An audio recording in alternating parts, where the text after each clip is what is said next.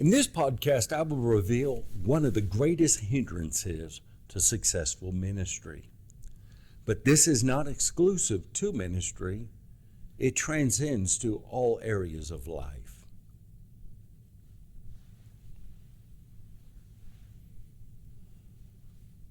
Have you ever made the statement, "I wish I knew that when I was younger"? Sure you have. No matter what your occupation is, and no matter what your situation is, we all learn lessons through experience.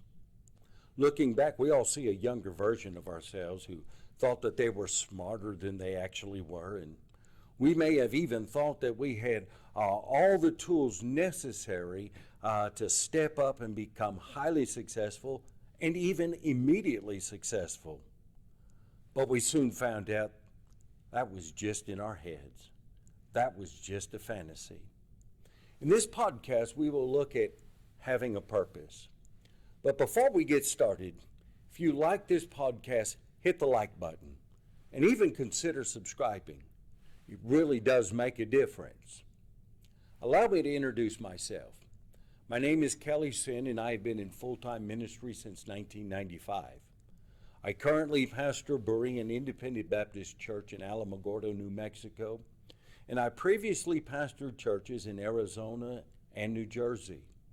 I've also spent 4 years as an evangelist preaching all over the world. In those 4 years, my wife and I were booked for an incredible 48 weeks a year. One of the things that became very evident to me over the years is that there are a lot of ministries that operate on autopilot. Those ministries were usually pastored by men that operated on autopilot. They reacted to things that came their way and often put little effort into the success of the ministry that God had entrusted them with. One example that comes to mind happened several years ago. I was attending a national conference prior to starting my next meeting. And that meeting was to begin on Sunday, and the pastor of that particular church was also at this meeting. He asked me if I was available to arrive early and speak at his father-son camp, and that camp was starting on Thursday. I agreed and began to ask him about the details.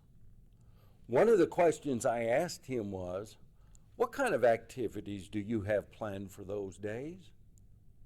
To my surprise, he told me that he didn't have anything planned. After making several suggestions, I asked him, "What motivated you to have a father-son campout?" He told me that another pastor that he knew had a father and son campout the year before, and it was very successful, and he wanted to have one this year as well. The problem with this scenario is that he wanted to experience success with his campout without planning for success. He expected success to come automatically. Here's a very important statement. We must put ourselves in a position to experience success. It is this type of situation that inspired the name of this podcast. I could have named this Pastoring with Purpose, but I chose the name Pastoring on Purpose because everything we do, we should do on purpose. Have a plan and labor to complete that plan on purpose. Just a few quick thoughts for us. Number one, find God's will and do that on purpose. To be successful in the ministry, you must be in the center of God's will. You'll never find God's will by operating in the flesh, and you probably won't find God's will by accident. And if you're to find God's will, it begins with seeking His will. Jesus said something to His disciples that we should take notice of. He said, "I seek not mine own will, but the will of the Father which hath sent me." Don't overlook the importance of this statement. David also spoke often of seeking God's will. And the Apostle Paul committed his entire ministry to being in the will of God. In fact, in Acts chapter number 16, Paul's plan was to start a church further into Asia, which was a plan that made perfect sense. But God said no. Paul then began to set his sights further north into the region of Bithynia, but again, that was not God's will. Paul soon found out that God's will was something he had not even considered, Macedonia. You know, if we're going to pastor on purpose, we're going to have to find God's will on purpose. And that's what Paul did. And once we find God's will, then we've got to do God's will and do that on purpose too. Success never comes by doing God's will grudgingly or even half-heartedly. Success will come when we do God's will with our heart. Because when our heart is engaged, we will do God's will on purpose. Look at something that David said. I delight to do thy will, O my God. Yea, thy law is within my heart. There's another verse that I would like to share with you. And that verse is found in Ephesians chapter 6 and verse 6. And there Paul tells the church at Ephesus, not with eye service as men pleasers, but as the servants of Christ, doing the will of God from the heart. If you're a Bible college student looking towards your future, seek God's will on purpose and do God's will on purpose.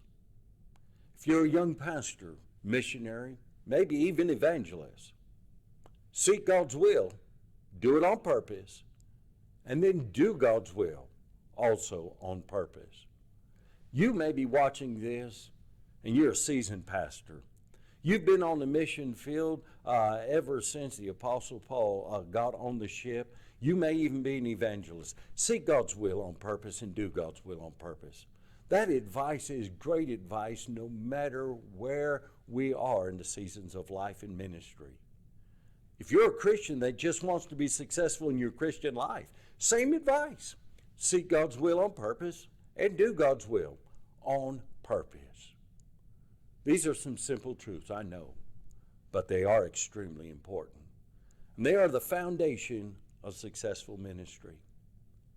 In the coming episodes, we'll examine some specific areas that we must do on purpose. Things like sermon preparation. Yeah, you got to do that on purpose. When you counsel, you got to do that on purpose. Raising our children, do that on purpose, please. Hiring staff, building project, adding new ministries into your church. You've got to do that on purpose. You've got to have a plan. Remember now to like this video and share it with anyone you think would benefit from this. And I invite you to follow our Facebook page. And if you're watching this on YouTube, subscribe to this channel so that you don't miss any episodes. Thank you for your attention, and I hope that I'll see you in the next video.